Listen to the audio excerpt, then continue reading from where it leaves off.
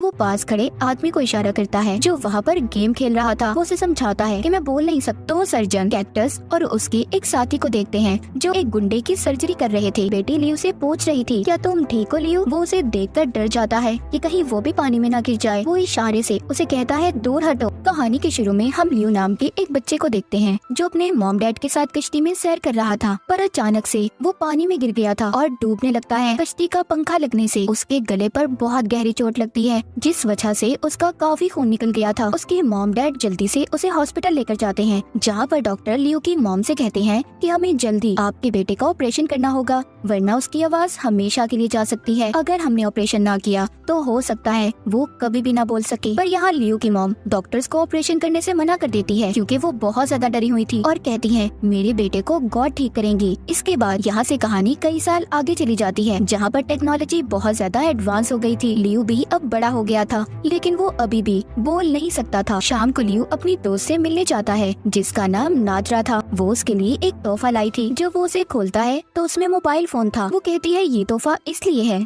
ताकि हम दोनों मैसेज पर एक दूसरे से बात कर सके क्योंकि लियो बोल तो नहीं सकता था। इतनी टेक्नोलॉजी के दौर में भी लियो इन चीजों से बहुत दूर था। उसको मोबाइल फोन भी सही तरह से चलाना नहीं आता था। उसकी दोस्त नादरा उसको फोन भी चलाना सिखाती है। ये दोनों एक क्लब में जाते हैं। दोनों यहीं पर नौकरी किया करते थे। लियो यहाँ पर बारटेंडर था तो वहीं पर नादरा वेट्रेस की जॉब करती थी। वहीं पर दो आदमी नादरा को छेड़ने लगते हैं। वो गलत तरीके से उससे बात कर रहे थे। ये बात वहाँ पर खड़ा नादरा का एक दोस्त भी देख रहा था। वो उसे बाहर लेकर चला जाता है और पूछता है क्या तुमने पैसों का इंतजाम किया? वो कहती है नहीं अभी तक तो नहीं और ना ही लियो को मैंने अपनी पुरानी जिंदगी के बारे में बताया है। ये सब बातें करके वो दोनों दोबारा से क्लब में जाते हैं और नादरा अपना काम फिर से शुरू कर देती है। लेकिन फिर से वही दो आदमी आकर दोबारा से उसके साथ बदतमीजी करने लगते हैं। इस बार उन दोनों को लियो ने देख लिया था। वो उनमें से एक आदमी को बाथरूम में ले जाकर मारने लगता है। नादरा लियो को समझाती है तुम्हारे गुस्से की वजह से हमारी जॉब जा सकती है। इसके बाद बार के गार्ड्स ने भी उन दो आदमियों को निकाल दिया था। अब तभी नादरा को एक आदमी की कॉल आती है जो उसको एक जगह का एड्रेस बता रहा था। जब वो उसको अपने हाथ पर लिखने लगी थी पर तभी लियो उसे अपनी छोटी सी डायरी देता है। नादरा उसी पर उस जगह का पता लिखती है। लियो अपने घर जब रात को सो रहा था तो उसे बाहर से किसी के रोने की आवाज आती है। जब ये जाकर देखता है तो बाहर नादरा थी जो जमीन पर बैठी रो रही थी। वो कहती है लियो मैंने तुम्हें कुछ बताना है जो बहुत जरूरी है। तभी लियो अपनी छोटी सी डायरी में उसे लिखकर बताता है कि तुमसे ज्यादा मेरी जिंदगी में जरूरी कुछ भी नहीं। वो कहती है लियो तुम मेरे बारे में कुछ भी नहीं जानते और ये कहकर वहाँ से जाने लगी थी। दूसरी तरफ दो सर्जन कैक्टस और उसके एक साथी को देखते हैं जो वहाँ पर एक गुंडे की सर्जरी कर रहे थे जिसको 5 गोलियां लगी थी। दरअसल वो एक बड़े आदमी के लिए ब्लैक मार्केट में काम किया करते थे जिसका एक बहुत बड़ा हैकिंग का डिपार्टमेंट था।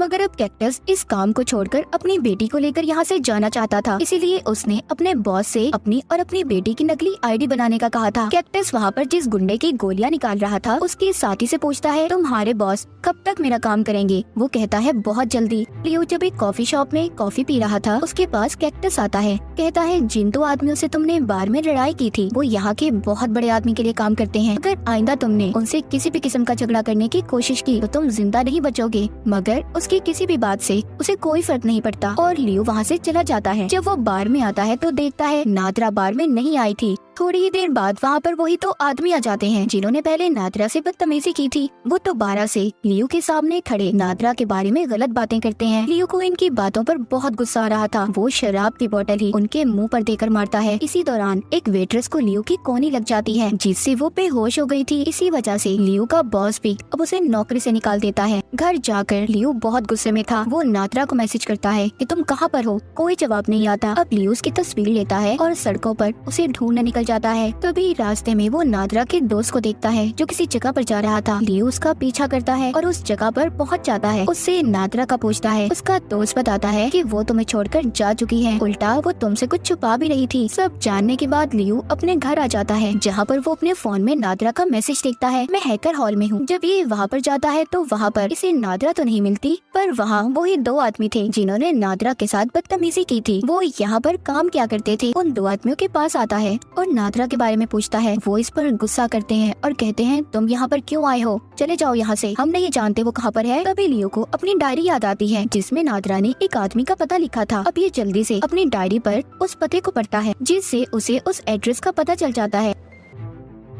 ये जल्दी से वहाँ पर पहुँचता है। जब ये जाकर दरवाजे की बेल बजाता है तो एक आदमी दरवाजा खोलता है जिसका हुलिया थोड़ा अजीब था। लियो जाते ही उसके घर में बहुत सारी लड़कियों की तस्वीरों को देखता है जो दीवार पर लगी हुई थी। वो आदमी कहता है ये सभी वो लड़कियां हैं जो मेरे साथ अब तक रह चुकी हैं। तभी लियो एक तस्वीर देखता है जिस पर नादरा लिखा हुआ था। वो आदमी कहता है ओ अच्छा ये लड़की, इसके साथ भी मैं रहा हूँ। वो आदमी ये समझ रहा था कि इसके पास लियो पैसे लेने आया है और इसको उसी आदमी ने भेजा है जो इसके पास लड़कियां भेजा करता था। इस आदमी की बात पर बहुत गुस्सा आता है जब ये नादरा के बारे में ऐसी बातें कर रहा था, इसलिए ये वही पैसे इसके मुंह में डालकर इसे बहुत मारता है। अब ये होटल में उसी आदमी के पास आया था जिसने नादरा को उस जगह पर भेजा था। वो उस आदमी से पूछता है नादरा कहाँ पर है? वो कहता है मैं नहीं जानता। तभी लियो उस आदमी को अपनी डायरी पर लिखकर बताता है क्या तुम्हारे बॉस को पता है तुम उनकी वेट्रेस को गलत इस्तेमाल करके पैसे कमाते हो? उसको नादरा की तस्वीर भी दिखाता है जो उसे उस आदमी के घर से मिली थी। अब वो आदमी डर गया था। वो वहाँ पर बैठे गार्ड से कहता है कि इस आदमी को बाहर निकालो, ये मुझे कब से तंग कर रहा है। और अब भी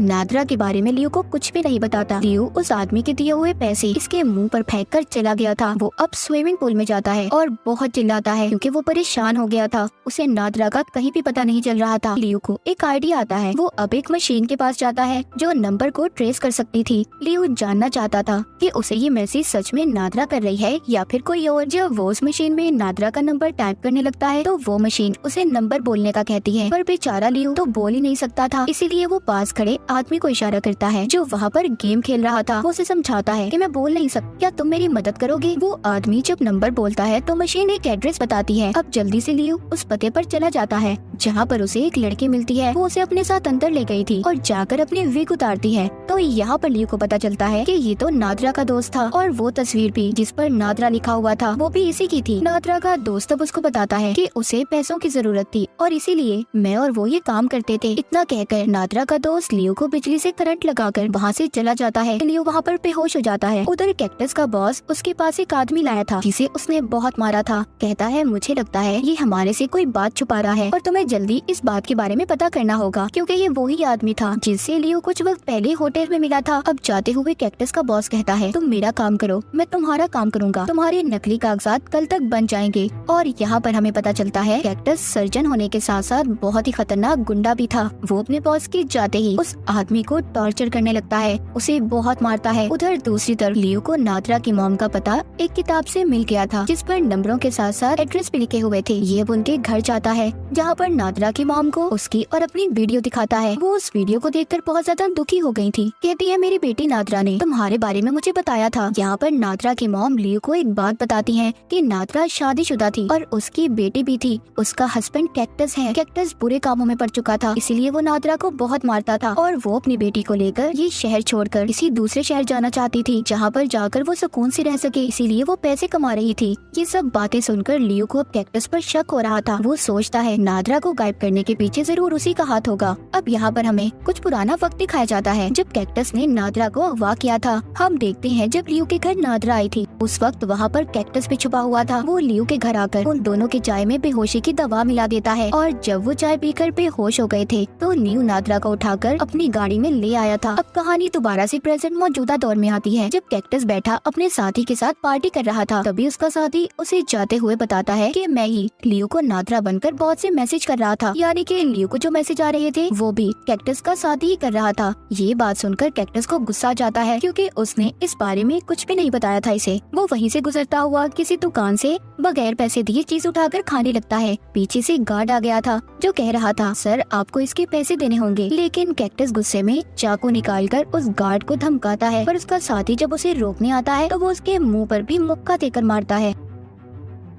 उधर लियो जब अपने घर में था वो नादरा के नंबर पर मैसेज करके पूछता है कि कैक्टस मुझे कहाँ पर मिलेगा। उसका जवाब आता है वहीं पर जहाँ तुम पहले काम करते थे, मतलब बार में। लियो के मैसेजेस का जवाब कैक्टस का साथी ही दे रहा था। ये बहुत बड़ा लकड़ी का डंडा लेकर बाहर में जाता है जहाँ पर ये पहले बाहर खड़े गार्ड्स को मारता है, फिर अंदर जाकर सभी लोगों को और आखिर में बॉस के सिर में एक पुतला उठाकर जोर से मारता है जिससे वो घायल हो गया था। लियो यहाँ से कैक्टस की सारी आईडीज और पेपर्स लेकर चला गया था। उधर दूसरी तरफ कैक्टस भी अपनी बेटी को लेकर बार में आ रहा था क्योंकि उसने अपने नकली पेपर्स लेने थे। जब वो वहाँ पर आकर देखता है तो परेशान हो जाता है क्योंकि सारे लोग जख्मी थे। जब ये अपने बॉस के पास जाता है तो वो जख्मी हालत में बताता है यहाँ पर लियो आया था, उसने ही सभी का ये हाल किया है। अब ये जल्दी से अपने घर की तरफ जाता है क्योंकि वो जानता था कि उन पेपर से लियो को उसके घर का पता चल गया होगा। जाते हुए ये अपने साथी को भी कॉल कर देता है कि वो जल्दी से इसके घर पर पहुँचे। उधर दूसरी तरफ लियो कैक्टस के घर पहुँचकर बेसमेंट में जाता है जहाँ पर पहले वो उस आदमी को आजाद करता है जिसको कैक्टस ने अपने बॉस के कहने पर कैद किया हुआ था। इधर कैक्टस भी अपने घर पहुँच जाता है जहाँ पर पहुँचकर वो पहले अपनी बेटी को एक कमरे में छुपने का कहता है और बाहर से दरवाजे को बंद कर देता है। फिर अपना तेज धार चाकू निकालकर बेसमेंट में जाता है। उधर अंदर बेसमेंट में लियो एक लकड़ी के दरवाजे के पास पहुँचता है जो बंद था। कैक्टस आकर सबसे पहले उस आदमी को मारता है जिसको लियो ने आजाद किया था। वो लियो के पास आता है और अपने गले से चाबी निकालकर उसकी तरफ फेंकता है जो उसी लकड़ी के दरवाजे की थी। वो कहता है जाओ